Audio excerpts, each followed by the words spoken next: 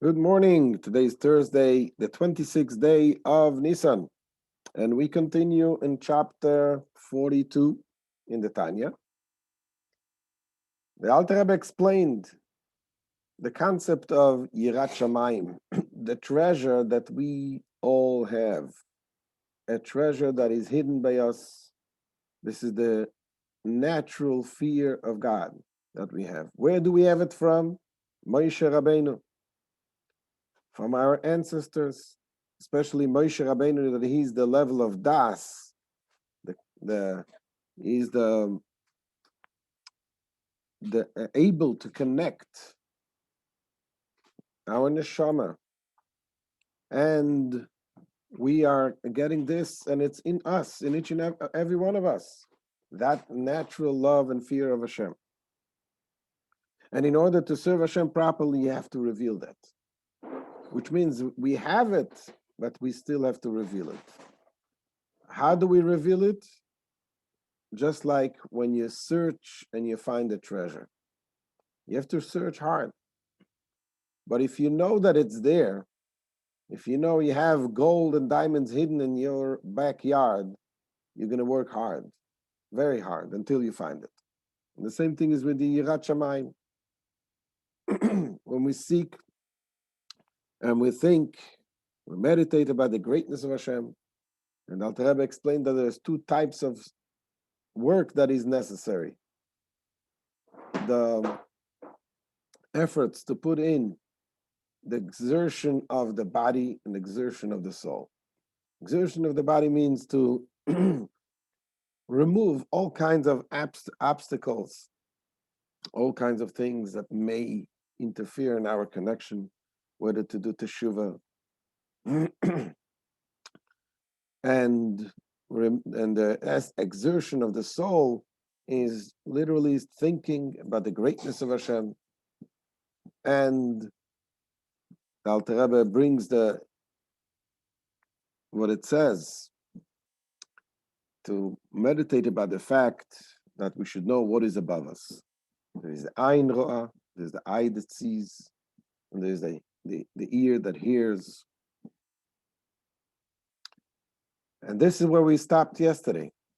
And Alter Rebbe now goes on to explain that when we're talking about that we have to think about God as eyes and ears, obviously, we're not talking about physical eyes. Hashem is beyond physical descriptions. But he's going to bring an example, just like we know ourselves, just like a person feels his body, feels the pain of his body, that whatever happens to him, it's not that he has eyes and ears to see what's happening with him. You know yourself because you are yourself. And the same thing is Hashem knows every detail of us because he is us, because we come from Hashem. So let's look inside. Now the Alter Rebbe explains this, and he's going to explain that the example is not exactly the same there in some details. So let's look inside. Says the Alter Rebbe, "V'gam ki ein loi dmus haguf," and although he has no bodily likeness, he doesn't have an image, a bodily image. So how do we say that Hashem? That we have to think that there is Ayin Ro'ah, Ozen Shama, there's an eye that hears, an eye that sees, that an ear that hears. There's the Alter Rebbe Adarabah. So on the contrary, meaning, this is the very reason that Akol Golui v'Yedu Alafanav, that everything is revealed and known to him. V'Yeser Se'eis le'Ein Kates Miriyas Ha'ayin. And this is so much more, infinitely more, than example to the physical medium of sight and hearing. We only use it, says the Alter Rebbe, by way of illustration. Rakud al derech mashal, it is just by way of illustration. Umagish be'atzmai, Kol ma shenase v'nifol be'echad mikol ramach ivorav. Just like a man who knows, excuse me, who knows and feels within himself everything that is happening with all of his 248 organs. He feels cold and he feels hot. So when you feel cold and hot, it's not that somebody came over to you and told you, you know, it's cold outside. You feel it. You feel it automatically. Even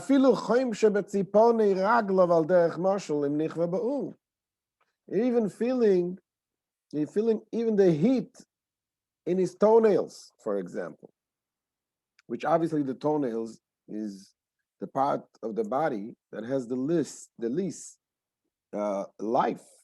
You cut the nail, you don't feel pain. And yet, if you get burned, you can feel the pain even in the toenails. If he's scorched by fire. And so also the essence and the substance of the organs of the body, the soul feels it, knows that it's there. You don't need somebody to tell you that you have a hand, you have a foot. And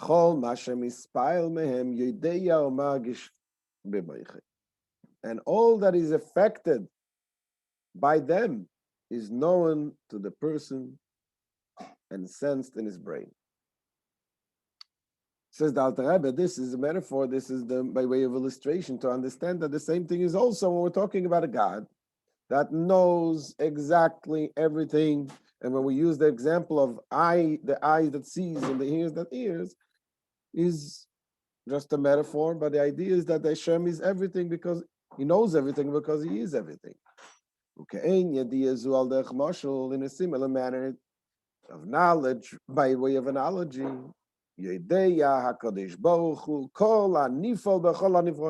God knows all that befalls the created beings, both the higher ones and the lower ones,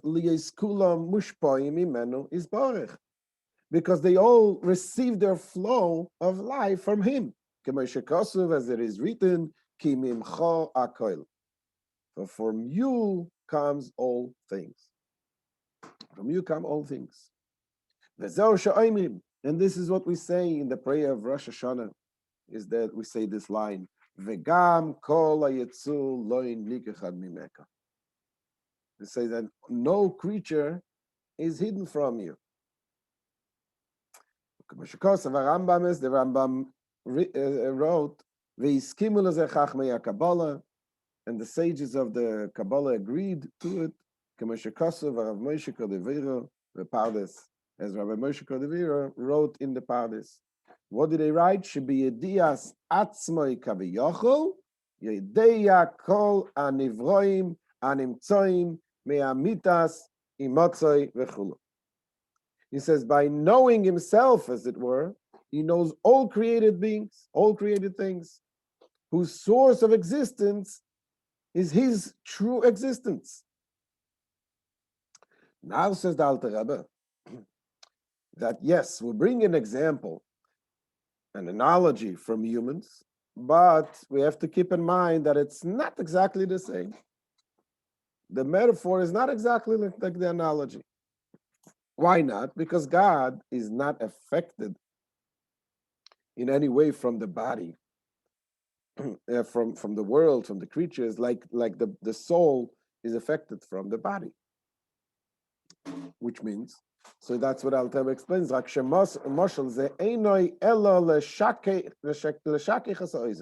Says this analogy of soul and body, however, is only to calm the ear, meaning to appease us, to give us a little bit of understanding.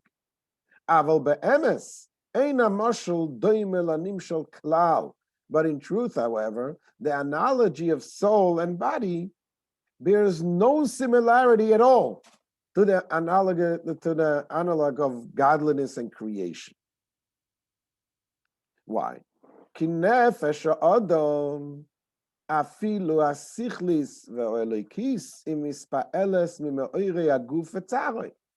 Because the human soul, even the rational soul and the divine soul, is affected. Is affected by the events which transpire with the body and its pain, by reason of its being actually clothed within the vivifying soul. Machmas islapshuso mamash b'nefesh achiyunis amalu beshes baguf mamash, which in turn the vivifying soul is clothed in the body itself. So that is why the soul is affected by it. Whatever happens to the body affects also the soul. God,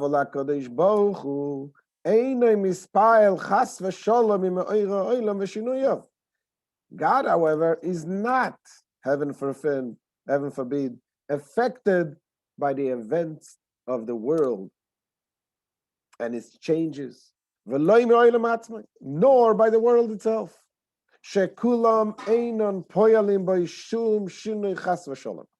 None of them affect any change in him, God forbid. And Alter Rebbe concludes here and says, in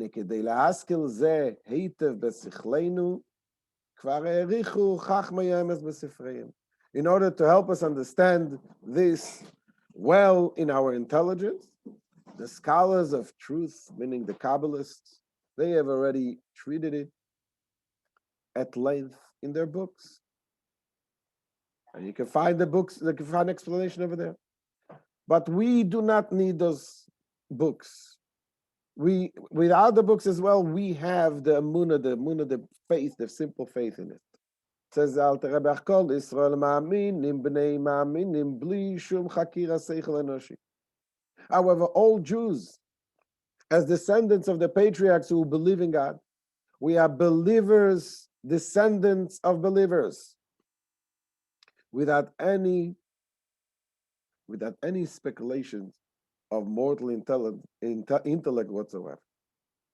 Ve'omrim, and we say every morning, we say in the prayer, Atohu ad sheloi nivra ha'olam v'chulu. And we say it, we declare, you were the same before the world was created, and so forth. You were the after the world was created. That's how we say it every morning. And we explained this concept in the Tanya, and the other part of Tanya that we explained. Kaniska la'el perek chaf, as we mentioned in chapter 20, that Hashem, the world, did not do any changes in Hashem. It's the same God that was one and only without anything before the world was created. He remains the one and only even after the world was created, because the whole creation doesn't take any, it doesn't have any meaning in the eyes of Hashem. So, what do we take from here? Again, the idea of meditating about the greatness of Hashem and understanding as much as we can understand from human terms that Hashem is watching us, meaning Hashem knows us, Hashem, because Hashem is involved in everything of us, just like the body, the soul feels every part of the body, and much, much more so because the soul is affected by the body, but Hashem is not affected by the body. And yet every single part, even that level of God, which is not affected by anything that happens to us. Because in the verses, some places we find verses that refer to God in human terms. And then there's other verses that says, no, Kilo Adamu is not human. Yecheskel in his prophecy says, Val dmuta kiseh dmut kemare Adam. On the image of the throne, I saw the image of a man. And yet the other place it says, Kilo Adamu, he's not a man. So obviously there's different levels of where Hashem lowers himself to the level of Adam, to the level of man. And there is the levels which is higher than that, which is not limited in this shape, in the image of man. Kilo Adamu, that is not man, which means is above that. And yet all of this, even the higher levels, Hashem really cares for each and every one of us. And Hashem knows what is happening within each and every one.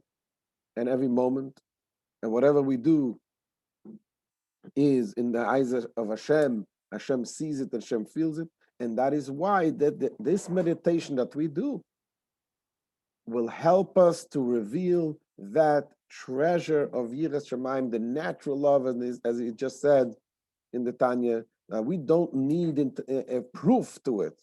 We feel it. It's there. We know it because we feel it. We sense it because it's in us, ingrained in us. So this is the end of today's shir. Thank you so much for joining, and please make sure to share this, listen, and subscribe. Share it with friends, and hit notifications. You get notified to all of the classes. All the best. Any questions?